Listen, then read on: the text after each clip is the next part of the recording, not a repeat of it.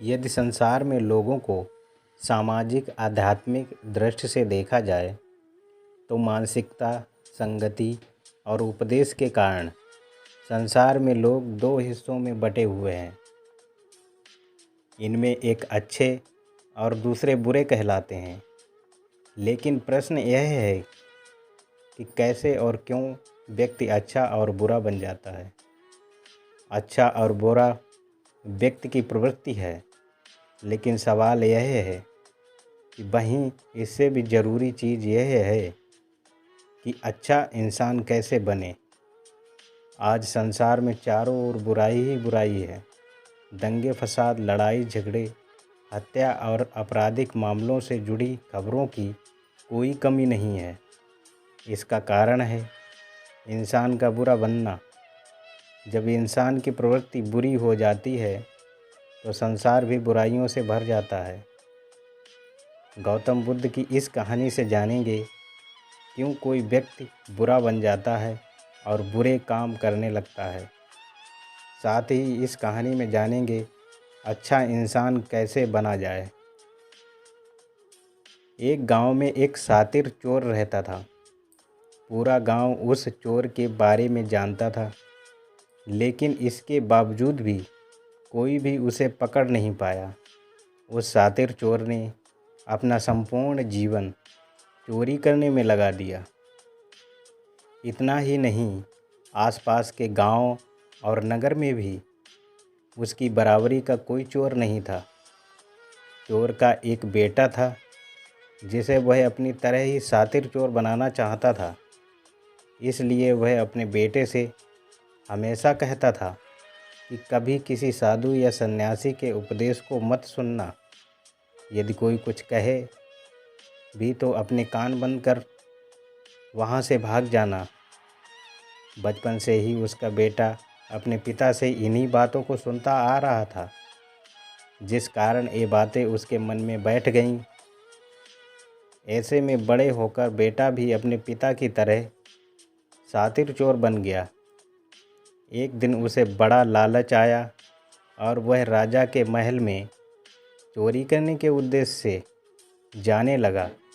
तभी रास्ते में लोगों की भीड़ नजर आई। चोर ने देखा कि लोग एक सन्यासी के चरणों में गिरकर उनका आशीर्वाद ले रहे हैं। वो सन्यासी गौतम बुद्ध थे। चोर साधु सन्यासी से दूर रहता था क्योंकि उसे अपने पिता से यही सीख मिली थी। लेकिन भगवान बुद्ध को देखकर वह उनकी ओर आकर्षित हो गया। इसका कारण यह है कि पहली बार उसे किसी तेजस्वी व्यक्ति के दर्शन हुए थे। अचानक उसे पिता की बात याद आ जाती है कि साधु सन्यासियों से दूर रहना चाहिए। चोर असमंजस में रहता है कि वह सन्यासी के पास जाए या चोरी करने के लिए आगे बढ़ जाए। एकाएक करके उसके मन में यह प्रश्न आता है कि आखिर पिताजी क्यों साधु संतों से दूर रहने को कहते थे। इसका उत्तर जानने के लिए चोर भी लोगों के बीच में बैठ जाता है और भगवान बुद्ध के उपदेश सुनने लगता है। बुद्ध लोगों को झूठ बोलने की व्यर्थता पर और विश्वासघात के बारे में बताते हैं। उपदेश समाप्त होने के बाद सभी लोग अपने घर लौट जाते हैं और चोर भी चोरी करने के लिए महल की तरफ निकल जाता है। लेकिन पूरे रास्ते वह यही सोचता रहता है कि क्यों ना एक बार उस सन्यासी के उपदेश में कहीं बातों को मान कर देखा जाए। इस तरह से वह चोरी करने के लिए महल की दीवार से कूदने के बजाय महल के द्वार से अंदर जाता है। उसे देख महल के द्वारपाल उसे रोकते हैं और भीतर जाने के कारण पूछते हैं। चोर कहता है, मैं चोर हूँ और महल में चोरी करने जा रहा हूँ।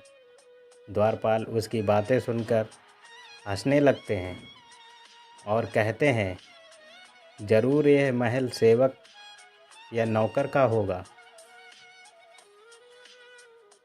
और हमसे मजाक कर रहा है। यह सोचकर वे उसे महल के अंदर जाने दे देते हैं।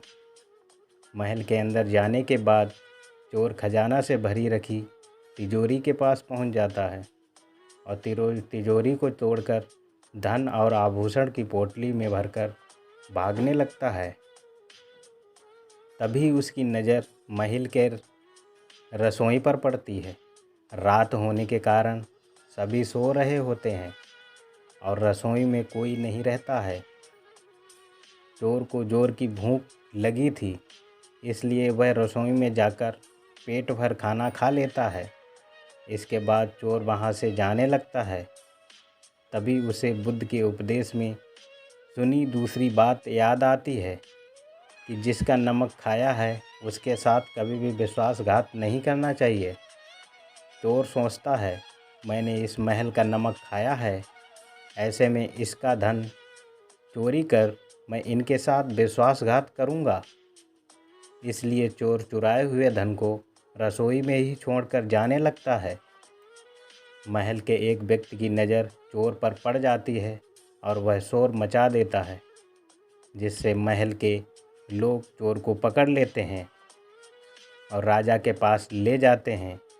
राजा चोर से पूछता है कि जब तुमने चोरी कर ली थी तो फिर इसे छोड़कर क्यों जा रहे थे? चोर कहता है, बुद्ध के एक उपदेश के कारण।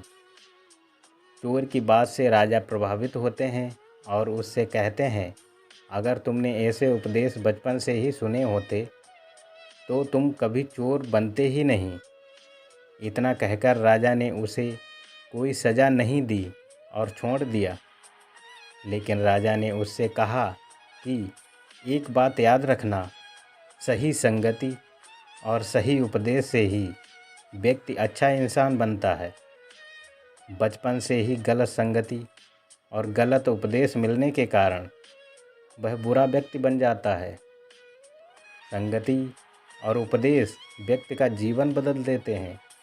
संगति और उपदेश से ही होता है व्यक्ति के व्यक्तित्व का निर्माण।